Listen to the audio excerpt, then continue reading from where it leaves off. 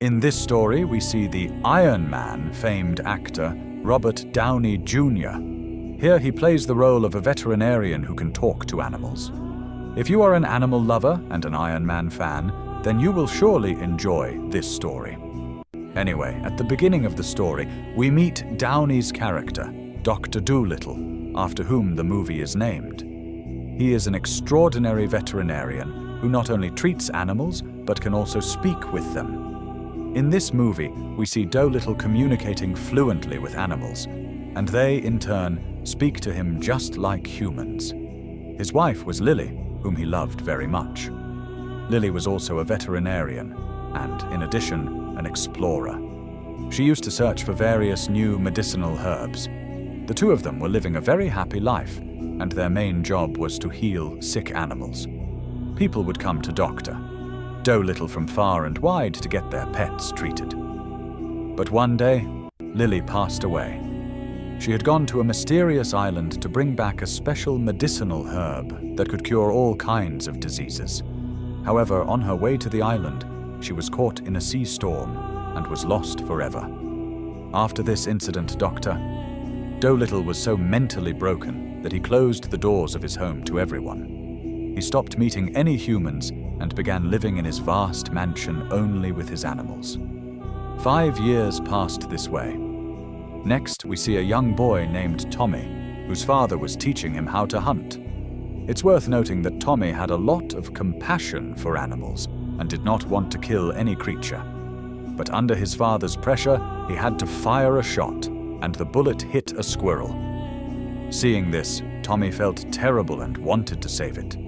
Just then, a macaw named Polly, who could talk, came to Tommy. She told him, "If you want to heal him, follow me." Carrying the squirrel, Tommy followed Polly and arrived at the front of Dolittle's house. He somehow managed to get inside and saw many different kinds of strange animals. But as soon as he entered, he got caught in a trap set by Dr. Dolittle. At that moment, a polar bear appeared. Then, we see Dr. Dolittle, whose condition is surprising. His beard and mustache have grown long, his hair is unkempt, and he is in an almost crazed state. He now lives only with animals and talks to them. The most amusing part is that he was playing chess with a gorilla, and the chess pieces were live mice, dressed in various costumes, sitting on the board like pawns, a king and a queen. This scene was so funny that it's hard to describe in words. Just then, they learn that after many years, a human has come to Dolittle's house seeking help. But Dolittle flatly refuses, saying he will not help or meet anyone. It should be mentioned here that the vast mansion where Dolittle currently lives was actually a gift from the Queen of England. The Queen knew that Dolittle loved animals and understood their language. They also had a prior acquaintance. That is why the Queen had given this entire mansion to Dolittle to live in. Presently, that same Queen has fallen gravely ill. Therefore, the Queen's closest confidant, Lady Rose, has come to Dolittle with the news. She pleads with him, "The Queen is very sick. You must treat her and save her, or she will not live for much longer." At the earnest request of the other animals, Dolly Doll decided to listen to their plight. The creatures of the sanctuary urged Dolly Doll to re-establish contact with humans, warning that without it, she would lose her sanity.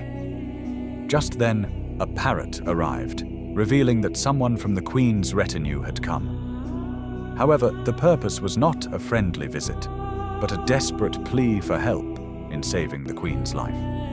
The parrot further explained that if the Queen were to perish, Dolly Doll would also lose her own ancestral property, as the government would seize it.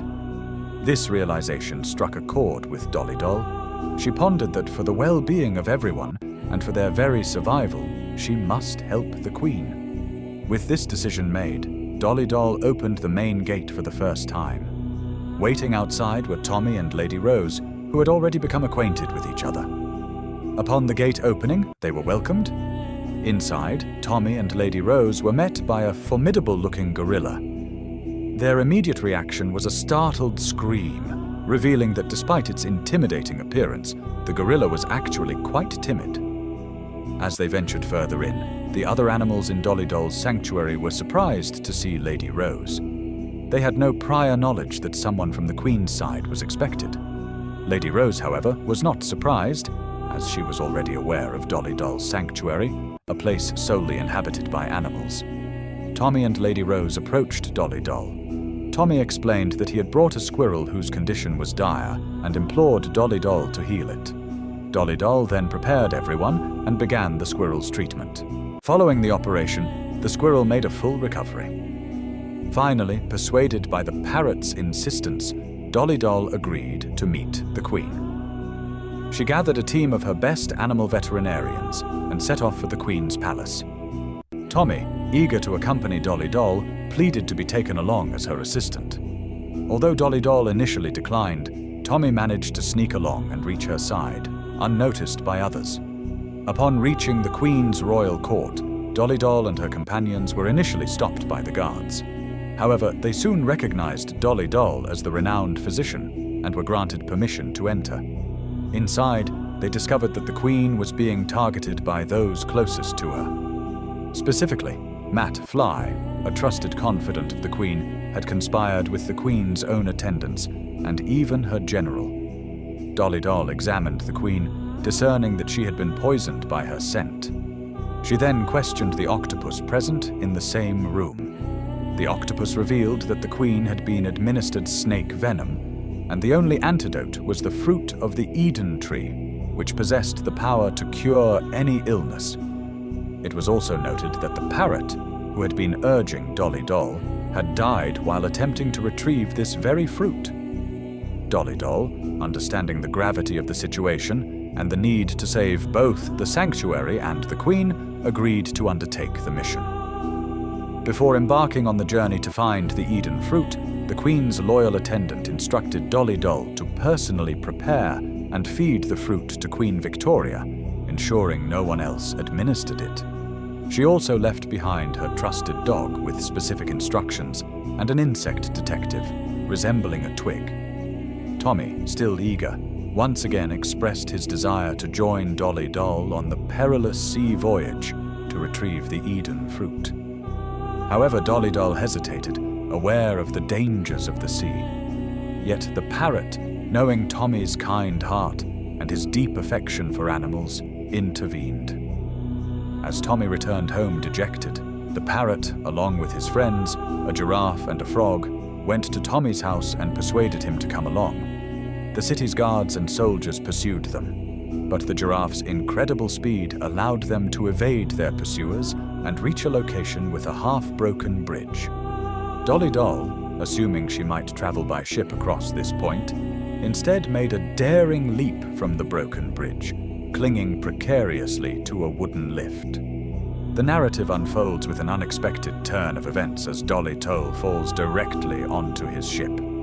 Seeing Tommy, Dolly Doll becomes enraged, and the policeman is equally displeased, questioning why Tommy has brought him here. Dolly Doll then reflects on the passage of time, recognizing that while Tommy has lived apart from humans, he deeply needs companionship. He also considers that if Tommy were to perish, his legacy, his song, would need to be passed on. Meanwhile, within the opulent palace, a sinister plan is brewing. Matt Fly, the Queen's closest confidant, is orchestrating a scheme to ascertain the Queen's remaining lifespan, with the ultimate goal of seizing power upon her death. They are, in essence, waiting for the Queen to pass. Suddenly, Dolly Doll's ship is under attack. Matt Fly leads the assault, his ship rapidly advancing towards Dolly Doll's vessel. Dolly Doll spots a whale beneath his ship and calls for its assistance. The plan is to equip the whale with a rope, enabling it to tow the ship at a rapid pace. Dolly Doll instructs Gorilla, a timid creature lacking self-confidence. "When I go down and I pull the rope down, you'll understand. You need to pull the rope up to lift me." Gorilla expresses his fear and inability to undertake such a task, but Dolly Doll reassures him, "You can definitely do it." Dolly Doll and the polar bear then plunge into the water. Dolly Doll successfully places the rope around the whale's neck, ensuring that the whale will propel the ship forward. With the rope secured, Dolly Toll pulls it downwards, signaling Gorilla to haul it upwards. However, under the pressure of the enemy's attack from behind and the overwhelming circumstances, Gorilla's hands tremble and he drops the rope. Just as the rope is about to descend into the sea, Tommy arrives.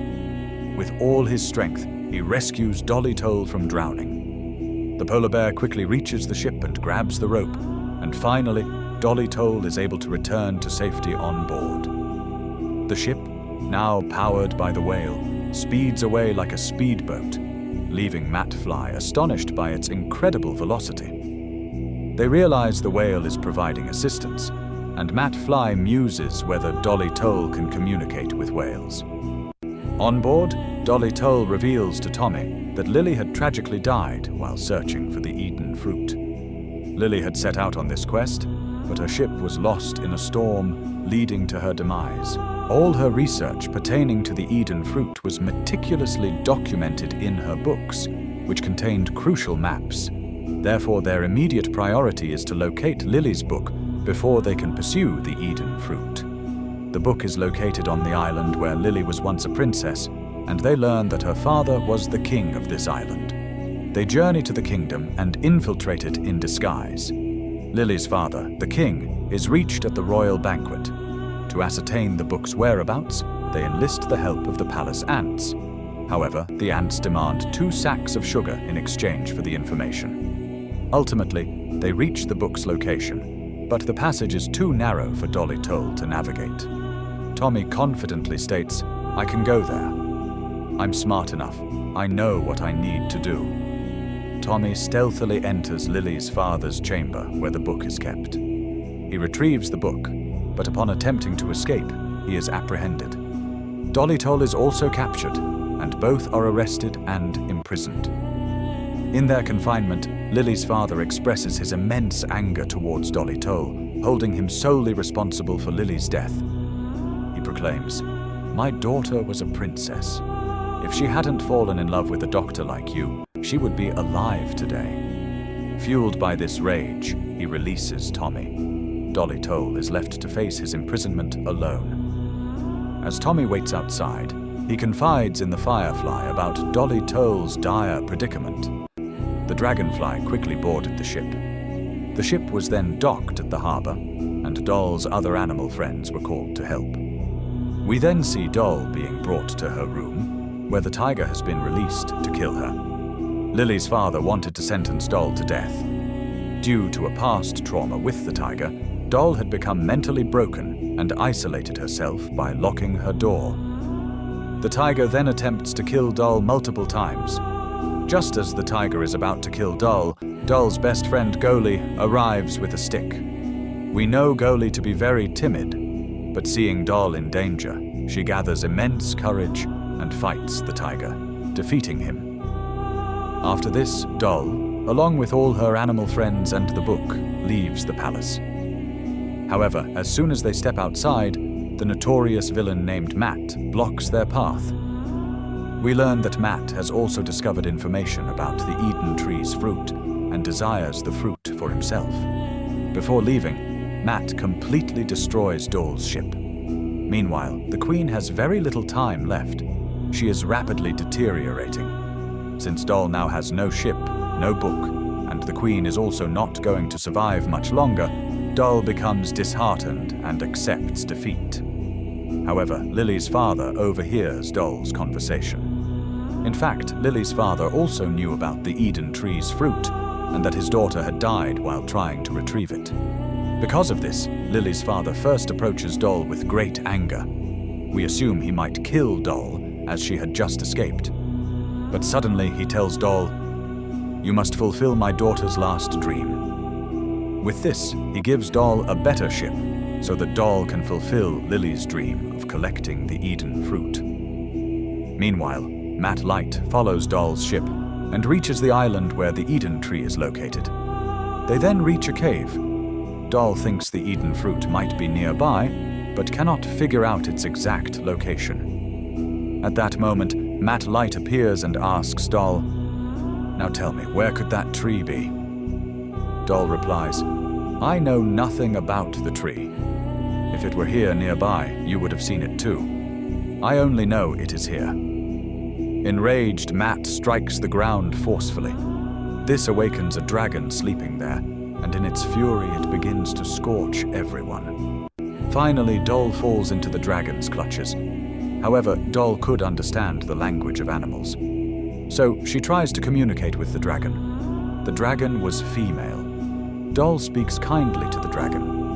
But the dragon states, "If you think you can speak to me and console me, and that's why I will take you to the Eden tree or save your life, that is not the case." Doll then says, "Look, I am only here to fulfill my deceased wife's last wish, and along with that, Victoria is dying, and she needs that fruit. I am not doing this for myself. Besides, you should understand that you yourself have lost your husband. So, you know how important fulfilling my wife's last wish is to me." It is worth mentioning here that Doll had seen some parts on the other dragon's body, which made her realize that the dragon was alone in the world. Hearing this, the dragon releases Doll. Doll then says, "Listen, you are also very ill. You still need treatment, otherwise you will also die very soon." After this, she helps the dragon with all her animal friends. Doll's treatment makes the dragon feel much better, and the dragon befriends Doll and takes her to the Eden tree. Doll is amazed to see the Eden tree. It looks exactly like a tree made of gold. Upon reaching there, Doll has the ring that Lily had given her, and she places it there.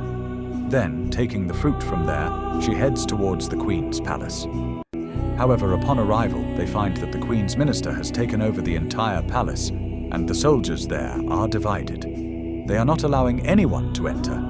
But Doll has her animal army with her. Overcoming every obstacle one by one, they finally reached the Queen. With utmost care, Tom poured a few drops of the elixir of life fruit's juice into the Queen's mouth. In an instant, the Queen regained consciousness. Opening her eyes, she asked in surprise, "Why are so many people here?" Dr. Dolittle then turned to his trusted insect friend and asked, "Tell us, what happened here?" The wise insect revealed everything. It disclosed that the minister, the general, and their accountant had conspired to assassinate the Queen. Even more damning, the bottle of poison, intended for the Queen, was still in the minister's pocket. Upon hearing this, the Queen immediately ordered the minister to be searched. As soon as the poison bottle was discovered in his pocket, his conspiracy was exposed, and he was promptly arrested. The Queen was immensely grateful to Dr. Dolittle and Tom for saving her life. Subsequently, Dr. Dolittle returned to their own abode with all the animals. As a token of the Queen's profound gratitude, that very place, or rather a vast estate gifted by the Queen, became their own. Dr. Dolittle promptly reopened his animal hospital.